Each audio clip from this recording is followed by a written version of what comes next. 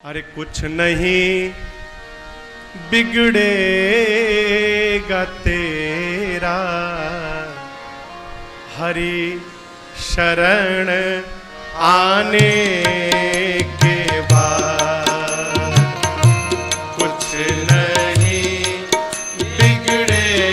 तो हमारे अंदर गुण बढ़ेंगे जब हम गुरुदेव भगवान के चरण कमलों का ध्यान करेंगे, तो हमारे अंदर गुण बढ़ेंगे, हमारा मन वैराग्यवान होगा, हमारे अंदर विवेक पैदा होगा। ये संसार असत्य है, झूठा है, इसमें ज्यादा मन को नहीं लगाना चाहिए। इसी का नाम है वैराग्य। विवेक और वैराग्य दोनों साथ साथ रहते हैं। विवेक होगा तो वैराग्य आए, विवेक नहीं होगा तो वैराग्य भी नहीं आएगा। तो विवेक हो पहले कि संसार झूठा असत्य है, इसमें हमारा मन फंसा हुआ है। अब जब उसका त्याग करेंगे तो वैराग्य हो जाएगा कि हमारे अंदर उसको त्याग करने की इच्छा पैदा होगी। तो कहते हैं कि विवेक वैराग्य बढ़ेगा और खट संपत्तियां बढ़ेंगी और मुमुक्षुता बढ़ेगी। तो ये जो चीज बढ़ना है, ये कब होगा? जब हम गुरुदेव भगवान के चरण कमलों का ध्यान करेंगे तब। अगर ध्यान नहीं करते हैं तो हमारे अंदर सद्गुण नहीं बढ़ेंगे। सद्गुण को बढ़ाना है तो हमें उनके चरणों का ध्यान करना आवश्यक है। और क्या होगा? श्री गुरु पद नख मन गण ज्योति, सुमिरत दिव्य दृष्टि ही होती। गुरुदेव भगवान के चरण कमलों की ज्योति मणियों के प्रकाश के समान है। अब देखिए, ये सब जो बात लिखी गई है ये प्रैक्टिकल बात है। एक होता थ्योरी, हमने सिद्धांतिक रूप से समझ लिया, किसी ने बता दिया। आइए गोस्वामी जी ने प्रैक्टिकल बात यहाँ पर लिखी। पूरे रामचरितमानस की ये कुंजी है जो शुरू में उन्होंने बताया। तो श्री गुरु पद नख मन गण ज्योति, गुरुदेव श्री गुरु महाराज के चरण नखों की ज्योति मणियों के प्रकाश के समान है। अगर कोई गुरुदेव भगवान के चरण के नखों का, जो अंगूठा है ना, अंगूठा के ऊपर जो एक पार्ट होता है, नख जो कहते हैं, नख माने नख में पूरा भी आ जाता है। जहाँ नख होता, नाखून होता है, उसके अग्रभाग, हाँ, तो वो जो उनके चरणों का जो नख है, उसका अगर कोई ध्यान करे तो जिसके स्मरण करते ही हृदय में दिव्य दृष्टि उत्पन्न हो जाती। अगर कोई उसका ध्यान धरे तो दिव्य दृष्टि पैदा हो। ये उन्होंने प्रैक्टिकल बात कही है, अपने अनुभव से, किसी का नकल नहीं किया। जो साधक है गुरुदेव भगवान के चरणों का ध्यान करते हैं, देखिए पहले तो पूरे शरीर का ध्यान किया जाता है, फिर शरीर का ध्यान करते करते फिर उनके चरणों पर हम आ जाएं, उनके चरणों का ध्यान करें। तो चरणों का ध्यान कर जो जितना कर सकेगा, ये जो जितना संसार से मन को हटाएगा और चरणों का ध्यान करेगा, उसके अंदर दिव्य दृष्टि आ जाती। अब प्रश्न उठता है कि दिव्य दृष्टि क्या है? दिव्य दृष्टि का मतलब होता है कि जो हमारी बाहर संसार में मन भाग रहा था, वहां से मन हट करके अंतर्मुखी हो जाएगा। हमारा मन बाहर भाग रहा ना, बाहर की इच्छाएं करता है, बाहर के अंदर अगर नहीं भी प्रवेश कर पाते तो बाहर बैठा रहता है। जब मिलता बाहर का कोई रूपरेखा तो बाहर दौड़ने लगता है। लेकिन अगर कोई साधक उनके गुरुदेव भगवान के चरणों का ध्यान करता रहेगा, अब बाहर की इच्छा नहीं करेगा, तो उसके अंदर दिव्य दृष्टि पैदा हो जाएगी। वो दिव्य दृष्टि क्या है? कि हम उसके आंतरिक स्वरूप को समझने में लग जाए। अपना मन कहीं ना कहीं तो जाएगा। जब बाहर का हमने रोक दिया तो अंदर घुसेगा, अंदर की दृष्टि खुलने लगेगी। वो मन तो जाएगा, कहाँ जाएगा? अंदर प्रवेश कर जाएगा। तो जो अंदर प्रवेश करना है मन का, उसको कहते हैं दिव्य दृष्टि। कोई दिव्य दृष्टि ऐसा नहीं कि कोई एक चश्मा हो विशेष ढंग का लगा लीजिए तो पूरा संसार दिखने लगे, ऐसा मतलब नहीं। दिव्य दृष्टि का मतलब ये रामचरितमानस है।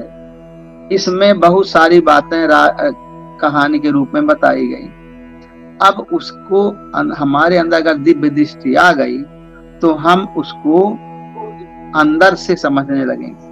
अभी हम बाहर से समझते कि शंकर जी कोई व्यक्ति रहे होंगे, पार्वती जी उनकी पत्नी रही होंगी, शंकर जी ने पार्वती जी को रामचरितमानस की कथा सुनाई थी, पार्वती जी पहले सती के रूप में थी, फिर वो अग्नि में प्रवेश कर गई थी, फिर हिमालय के यहाँ पैदा हुई थी, ऐसा मन में आता है ना। फिर वो स्वरूप सब खत्म। अब हमारी बुद्धि कहाँ घुस गई? अंदर, अंदर चल प्रवेश कर जाएगी। तो अंदर प्रवेश कर जाएगी तो उसके आंतरिक अर्थ को लेने लगेगी कि सती कौन है? सती है जो हमारी स्थूल जगत में बुद्धि दौड़ काम कर रही है, वही सती। जो हमारी स्थूल जगत में हमारी शक्ति दौड़ रही है, मन दौड़ रहा संसार के पदार्थों में, वही सती। और शंकर जी कौन है? शंकर जी जो है साधना में जो सब जब साधना शुरू करते हैं, स्थूल में जो चेतन के प्रतिबिंब है, वही शिव जी। साधक देखिए ये ऐसा मिला जुला रूप है कि शंकर जो है साधक ही है, वैसे जो साधना में लगा हुआ है। जब उसका मन स्थूल जगत में दौड़ता है, शंकर जी को कहते हैं स्थूल जगत में जो चेतन का प्रतिबिंब है। राम जो है जिसको हमको राम कहते हैं, राम साधक ही है। वही साधक साधना करते करते पूर्ण ब्रह्म जब परमात्मा को प्राप्त कर लेते हैं तो वही भगवान श्री राम बन जाते हैं। का मामला ऐसा कुछ फंसा है कि हम ही आप ही सब कुछ हैं, हम ही राम साधक हैं, हम ही राम ब्रह्म। हम हमारे अंदर जब शक्ति कमजोर होती है तो हम साधक रहे। सब जीव साधक, सब जीव हम लोग माया मोह में फंसे, तो राम भी तो माया मोह में फंसे। राम ने ही कहा था ना कि हमको तीर्थ करने की इच्छा है। राजा दशरथ से बोले थे कि हमको तीर्थ करने की इच्छा है, मैं तीर्थ करना चाहता हूँ, इसलिए आज्ञा दीजिए।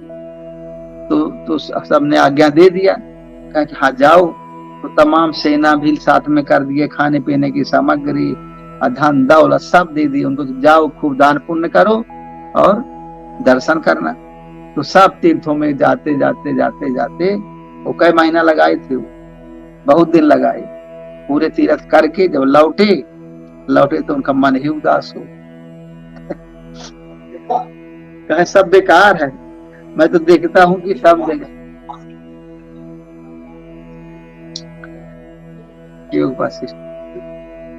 तो वो फिर जो है उदास हो गया। फिर उदास हो गए तो अपना घर में चुपचाप बैठे रहते थे अपने महल में, अब बाहर निकलते नहीं। उनका शरीर पीला पड़ गया, मारे दुख कि संसार तो बेकार है, इसमें बेकार है रहना, हम ये नहीं सब नहीं चाहते। तो राजा दशरथ ने क्या किया, बोले कि मेरा लड़का उदास है, उसको खुश करना चाहिए। कोई बीमारी हो गई, उनका शरीर पीला पड़ने लगा, तो सब लोग कहें क्या हो गया, लड़का पहले तो अच्छा था, प्रसन्न रहता था, अब क्या हो गया। तो उन्होंने सब प्रकार की सुविधाएं करा दी, तमाम उनके पास महिलाएं इकट्ठा कर दी, स्त्रियां इकट्ठा कर दिया, अच्छे अच्छे बाग उपवन और सब सुख सुविधाएं कि भाई किसी प्रकार से इसका मन न बिगड़ने पाए। और तो उसका मन ही कहीं नहीं लगता, उसका मन कहीं नहीं लगता। ये अध्यात्म विषय, ये सब हम लोगों की कहानी है इसके अंदर। इसको समझना पड़ेगा कैसे हमारा मन मुड़ता है भगवान की ओर, कौन मोड़ते हैं, कैसे मुड़ता है। सबके जीवन में एक ही प्रकार की घटना आती है कि संसार का त्याग करना और परमात्मा में मन को लगाना। बिना संसार का त्याग किए हम परमात्मा में नहीं लग सकता हमारा। देखिए कहने की बात होती है अलग और प्रैक्टिकल बात अलग हो। कहने को तो घर गृहस्थ कहते रहो, कितना भी कहते रहो कि हमारा मन नहीं, हम संसार से हमारा मन अलग हो गया, लेकिन जब परीक्षा होती तो परीक्षा में फेल हो जाता है। कि अभी हमने त्याग नहीं किया, ऐसे ही है। जब त्याग करेंगे तब पता चले कैसे मोह सताता है।